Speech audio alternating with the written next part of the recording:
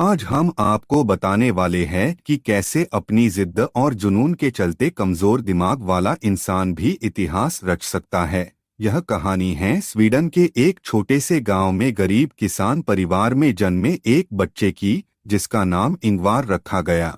इंगवार का जन्म 23 मार्च 1926 को जन्म हुआ। यह स्वीडन के इतिहास का एक ऐसा दौर था जब स्वीडन बहुत गरीबी और बदहाली के दौर से गुजर रहा था। उस समय स्वीडन की अर्थव्यवस्था की हालत काफी खराब थी। पिता किसान थे जिनकी अपनी ही जमीन थी। उसी जमीन पर वो खेती करते और उसी में अनाज सब्जियां उगाकर अपना और परिवार का पेट पालते थे। उनका घर भी खेत की जमीन पर ही था। बाकी घर के खर्चों को चलाने के लिए इंगवार के पिताजी प्रायः जंगल जाते और वहां से अच्छी किस्म की लकड़ियां काट लाते और उन्हें बाजार में बेचकर कुछ पैसे कमा पाते थे। इंगवार जब कुछ बड़ा हुआ तो वह भी अपनी माता और पिता के साथ खेत में कुछ ना कुछ काम करने लगा। इस तरह पूरा परिवार खूब मेहनत करता। इसके बाद इंगवार जब 5 साल का हुआ तो उनका दाखिला स्कूल में करवा दिया गया, जिसमें इंगवार को लेकर कुछ महीने बाद यह बात सामने आई कि इंगवार डिस्लेक्सिया नाम की एक ऐसी बीमारी से पीड़ित हैं। यह एक ऐसी बीमारी है जिसमें शब्दों को पढ़ने तथा समझने में परेशानी आती है। इधर पिताजी इंगवार के लेट उठने की आदत और डिस्लेक्सिया नाम की बीमारी से परेशान थे, जिसको लेकर वह इंगवार को अक्सर गुस्से में बोल देते कि तू इतना लेट सो कर उठता है और पढ़ाई में भी कमजोर है। ऐसा ही रहा तो तू जिंदगी में कुछ नहीं कर सकता। पिता की यह बात इंगवार को बहुत चुभती। इंगवार पिता की इस बात को गलत साबित कर दिखाना चाहता था कि एक दिन वो जिंदगी में जरूर कुछ बड़ा करके दिखाएगा। अपनी इस लेट उठने की आदत से अक्सर स्कूल लेट पहुंचता, जिस वजह से मास्टर उसे खूब सुनाते। मास्टर और पिताजी की डांट से इंगवार एक दिन ठान लिया कि अब खुद की आदत को सुधार कर रहूंगा और मुझे अपने साथ के बच्चों से ज्यादा पढ़ना होगा ताकि मैं उन तक पहुंच सकूं। जिसके चलते इंगवार ने सुबह 5:30 का अलार्म लगाया और अलार्म को स्टॉप करने वाला बटन तोड़ दिया। अब अलार्म बजने से रोज इंगवार 5:30 पर उठ जाता। एक दिन सेल खत्म हो गया। सुबह अलार्म नहीं बजा, फिर भी इंगवार समय से पहले ही उठ गया। यह देख इंगवार अचंभा रह गया कि यह कैसे हुआ। अलार्म भी नहीं बजा और मेरी आंख अपने आप खुल गई। अब रोज सुबह जल्दी उठने की आदत के चलते इंगवार खूब मन लगाकर पढ़ाई करता ताकि वो इस डिस्लेक्सिया बीमारी को भी हरा दे। 6 वर्ष की उम्र से इंगवार पढ़ाई भी करता और अपने पिता के साथ लकड़ियां लाने जंगल भी चला जाता। हालांकि यह उसके खेलने कूदने की उम्र थी, लेकिन अपनी जिद के चलते उसे अब खेल कूद में कोई रुचि नहीं रह गई थी। उसके मन में बस अब एक ही धुन सवार थी, वो धुन थी कुछ बड़ा करने की। अब जब भी इंगवार अपने पिता के साथ जाता तो वहां से लौटते हुए रास्ते से लकड़ी के कुछ अच्छे सरकंडे चुनकर उठा लाता। उन सरकंडों की कलम बनाकर स्कूल के बच्चों को बेचकर खुद का जेब खर्च निकाल लेता था। यहीं से इंगवार अपनी इस छोटी सी उम्र से ही पैसा कमाने के और भी बेहतर अवसर तलाशने लगा। जब वो 7 साल का हुआ तो अपने पिताजी द्वारा बनाई 3 पहियों वाली लकड़ी की साइकिल पर माचिस बेचने जाने लगा। इससे वह अपने स्कूल के खर्चे निकाल लेता। 10 साल की उम्र में उसके पिता ने उसे साइकिल दे दी, जिस पर वह अपने आसपास के गांव में भी माचिस बेचने जाने लगा। उसी दौरान उसे पता चला कि अगर यह माचिस स्टॉकहोम शहर के होलसेल से खरीद ली जाए तो काफी सस्ती पड़ेगी, तो इस तरह मैं अधिक माचिस लोगों को बेच पाऊंगा, यानी अधिक मुनाफा कमाऊंगा। वही स्टॉकहोम शहर में अपने एक रिश्तेदार की मदद से इंगवार ने बहुत सारी माचिस मंगवा ली। अब वह इन माचिसों को पहले से भी कुछ कम दाम में बेचने लगा। इस तरह इसमें भी इंगवार को सब खर्चे निकालने के बाद पहले के मुकाबले काफी पैसे बच जाते थे।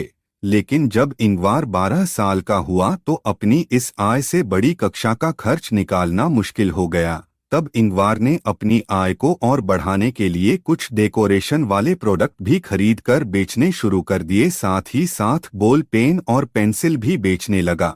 बॉल पेन बेचने से जब अच्छा मुनाफा हुआ तो इंगवार ने होलसेल से बहुत मात्रा में बॉल पेन खरीदना चाहा, लेकिन उसके पास इतने पैसे नहीं थे कि वह खरीद सके।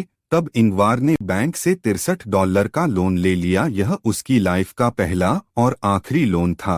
उसने अपने सभी सामान को स्टॉक करने के लिए एक छोटी सी झोपड़ी बना ली। साथ ही वो अपने पिता के साथ जंगल जाकर कंस्ट्रक्शन में काम आने वाली लकड़ियां लाने में भी मदद करता। लेकिन इन सब कामों के बावजूद उसने पढ़ना नहीं छोड़ा।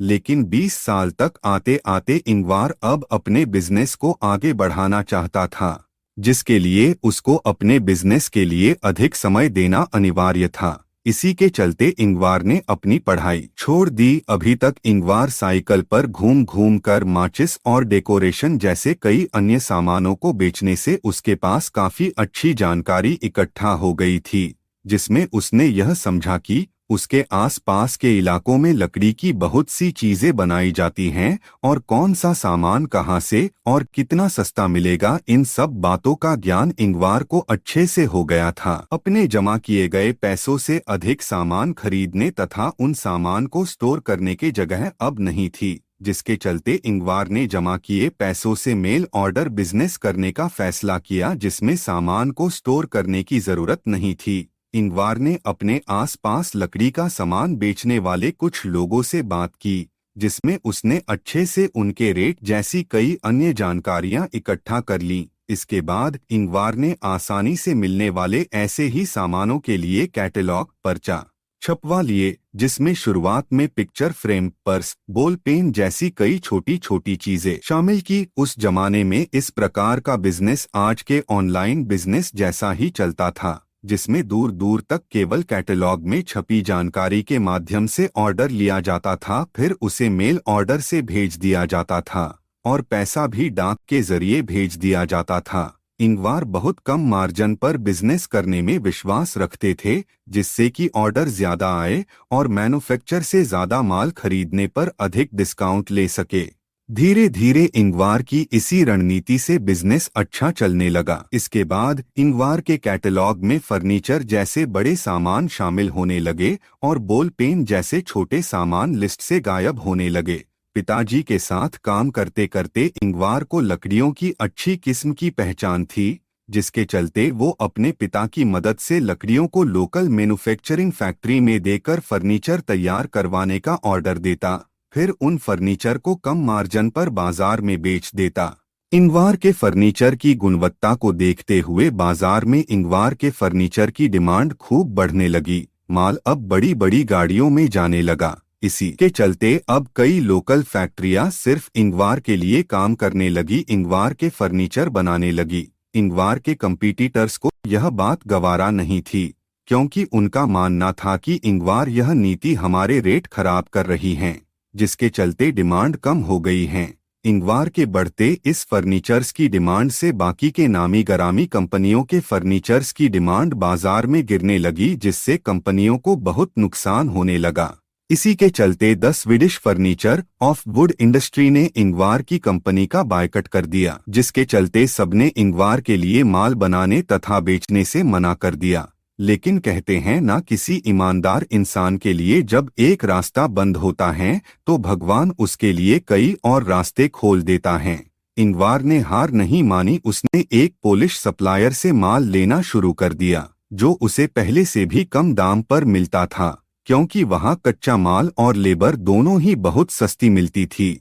इसके बाद इस बंदे ने दूसरे देशों से कई ऐसे सप्लायर ढूंढ लिए जहां वो बहुत सस्ते में माल बनवा सकता था। इंगवार ने अपने फर्नीचर्स ब्रांड का नाम रखा, आईकी फर्नीचर्स यही नाम है कंपनी का। अब इंगवार ने उन कंपनियों की वाट लगा दी जो सोच रही थी कि फेडरेशन द्वारा मेरे ब्रांड को बाहर निकाले जाने में कंपनी बंद हो जाएगी। देखते ही देखते सस्ते फर्नीचर की वजह से इंगवार के फर्नीचर की डिमांड तेजी से बढ़ने लगी। इसी बढ़ती मांग को लेकर इंगवार ने 1953 में अपना पहला शोरूम खोला। 60 के दशक तक आते आते कुछ और शहरों में भी अपने शोरूम खोल दिए। फर्नीचर को लेकर लोगों की जरूरतों को देखते हुए इंगवार के मन में सबसे पहली बार फोल्डिंग फर्नीचर का क्रिएटिव आइडिया आया, जिसके चलते इंगवार ने जब पहली बार बाजार में ऐसा फर्नीचर उतारा तो यह फर्नीचर लोगों में बहुत लोकप्रिय हुआ और जबरदस्त डिमांड हुई। इसके बाद इंगवार का बिजनेस और भी तेजी से आग की तरह फैला। देखते ही देखते इंगवार ने अपना बिजनेस कई और देशों में चलाना शुरू किया। इस तरह पूरे यूरोप में इंगवार के फर्नीचर बहुत पसंद किए जाने लगे। इसके बाद ऐसे ही कम मार्जिन वाली स्ट्रेटेजी पर काम करते हुए लोगों की ज़रूरतों और डिमांड के अनुसार कई प्रकार के बेहतर किस्म के फर्नीचर्स बनाने शुरू कर दिए, वो भी कम दाम पर। कहा जाता है कि जिस देश में भी इंगवार के फर्नीचर के शोरूम खुलते थे तो उस देश के लोकल फर्नीचर मार्केट की वाट लग जाती थी। इसका कारण यह था कि इंगवार के फर्नीचर्स अच्छी क्वालिटी के और कम दाम पर होते थे। फर्नीचर्स की क्वालिटी, डिजाइन और रेट के प्रति लोग बहुत आकर्षित होते थे और यह देखते ही देखते लोगों में बहुत लोकप्रिय हो जाते थे। तो दोस्तों, यह वही इंसान था जो एक समय में डिसलेक्सिया बीमारी का शिकार था, जिसे ताने मिलते थे कि तू जीवन में कुछ नहीं कर पाएगा। लेकिन आज उस इंसान की जिद की चलते उसके कई देशों में हजारों स्टोर व शोरूम हैं और लाखों लोग इनके अंडर काम करते हैं, एम्प्लॉय हैं। इंगवार 91 साल की उम्र में स्वर्ग सिधार गए, लेकिन आज इनके बेटे और पोते इनके इस बिजनेस को अच्छे से आगे बढ़ा रहे हैं। इंगवार के फर्नीचर्स आइकी के नाम से जाने जाते हैं। आइकी अब भारत में भी अपने शोरूम और मैन्युफैक्चरिंग यूनिट्स खोलने वाली है। 2020 में यह हैदराबाद, मुंबई और गुरुग्राम जैसे बड़े शहरों में अपने शोरूम खोल चुका है। अब तक यह कंपनी भारत में 800 करोड़ की इन्वेस्टमेंट कर चुकी है। अब तक 43 देशों के अंदर आइकी के स्टोर खुल चुके हैं।